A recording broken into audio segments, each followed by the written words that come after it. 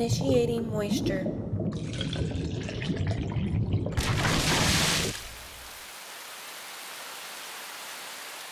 Welcome to the Moist Meter, where the thing we fear most is dryness. Today, we have the It movie to review and measure the moisture content of. So, I'm gonna get this out of the way right now. I'm not a big fan of Stephen King. I think he's overrated. I think Genghis Swan is the superior writer and visionary. That being said, the new It movie, it was the shit. It was really good. It really took me by surprise. I was expecting it to be decent, but this was actually good. So I'm going to start by undressing this lady and playing with her nipples. The things I liked here, I'm going to get them all out of the way, all in a nice list. The story. The story was fucking fantastic. It actually made the horror movie trope that's just been beat to death and overused like a fleshlight at a frat party make sense, where the bad thing is just scaring people for the sake of scaring people with no real reason. Well, in this movie, the scaring of the main characters makes sense because they have to be afraid in order for them to be vulnerable for the bad thing to kill them. Now, when I say killed, I mean fucking annihilated, and it shows every single detail in there. And the main characters are kids, so you don't expect them to get all bloodied up and gory like they just got hit by a fucking Mortal Kombat fatality.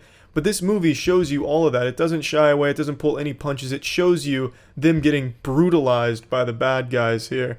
And I'm not saying like I want to see kids getting all fucked up like they just stepped on an IED or ate a pipe bomb. But for this movie, it really adds a whole lot to the overall experience because you know the characters aren't safe. At any moment, you could see some fucked up shit happen to them. And I think that adds a lot to the overall horror aspect of this movie, the scariness, the creepiness, shit like that. That's the next thing I want to talk about. This movie doesn't follow the same formulaic pattern as most horror movies these days. Most horror movies are so cookie cutter you can predict every single thing. This movie you can't. It tried to do a lot of different things and it did it pretty well. There were some genuinely creepy moments. It did have quite a bit of jump scares, but I thought they were used pretty well. Not, the usual shit where just super loud noises like a fucking umbrella opening at the camera and you feel silly for being startled by it. Albeit there were a couple of goofy ones in there that made me roll my eyes. But I liked mostly what they did for creepy and scariness things. But I didn't like all of it. I thought a lot of it fell very flat. For example, they had a little zombie bad guy in there, and he was just kind of goofy and felt a little out of place.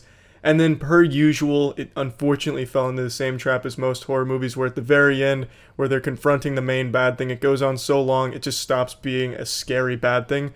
It's at its best when it's building the suspense up to the scary bad thing that you only get little glimpses of here and there, or only for a short period of time. When you have a long, drawn-out battle and dialogue between the characters and the bad thing, it takes away from the bad thing as a whole. It makes it a whole lot less scary. Albeit the characters had some great lines there, it just takes away from it being scary and just kind of turns into more of like an action movie struggle type deal. But, everything else leading up to that was just great. They did everything else great, and, I don't know how else they would have ended it other than that. That's more of just a personal pet peeve of mine, where you have this frightening being that you've hyped up all movie, oh, I'll eat your nose, I'll blow your bros, just something super scary, and then at the end, you have this showdown where it's just a conversation between the two of them, like a fucking student talking to a teacher after class about extra credit. Really just kind of takes away from it being that super scary thing. The writing was fantastic, characters were fucking great. All of them, really. All of them were super well written. You start to like every single character for the most part. There's some weaker characters here and there, but the main cast is super great. Pennywise the Clown fucking nailed it. Bill Skarsgård or Asgard or fucking Thor Valhalla, whatever his last name is. Bill, you did a great job with Pennywise. If you're watching this, Bill, you fucking killed it in that role. And you're welcome to come on the official podcast. Soundtrack was pretty good. It's nothing super memorable, but I don't really always care too much about soundtrack. If it stands out to me, that's a huge plus, but if I don't really care too much about it, if it's just kind of in the background of everything, who cares? I don't go there for the soundtrack. It's not like I'm listening there looking for boner jams or anything. If it fits the movie, I'm happy. It didn't stand out to me as bad, so that's good. Let's go ahead and flush this down the moist meeting toilet. It's an 80%. I go into horror movies with the lowest possible expectations, usually thinking I'm just going to laugh during the movies, but this movie really stood out to me.